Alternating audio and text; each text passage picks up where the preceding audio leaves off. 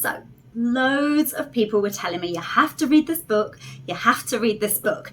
And I have to admit, when I first started it, it took me quite a few chapters until I was gripped by the story. But once I was gripped, I was totally in. I am talking about Hamnet by Maggie O'Farrell. Now, this was on my best 25 books to read for 2025, my TBR list, and I have finally finished it. This is a historical fiction book based on Hamnet, also written at the time as Hamlet, who was William Shakespeare's son that he had with Agnes, who died aged around 10 or 11.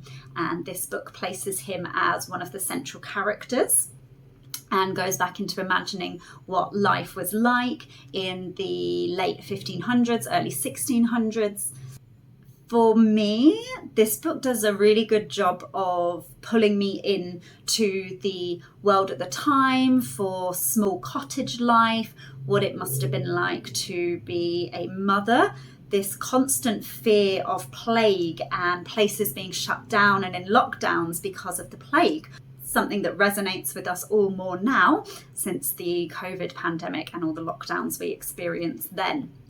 One of the really interesting things that I didn't know before, having actually even studied a lot of Shakespeare plays when I was at school and college and university, was that Shakespeare had twins. Now, I thought this was fascinating because there are so many of Shakespeare's plays that revolve around twins and a mix-up of identity. And I never knew that before. And I thought that was really, really interesting and something that I learned from this book.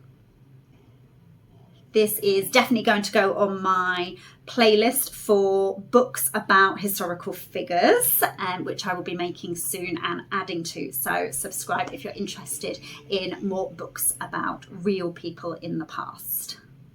Let me know if you've read this book. Would love to know your thoughts.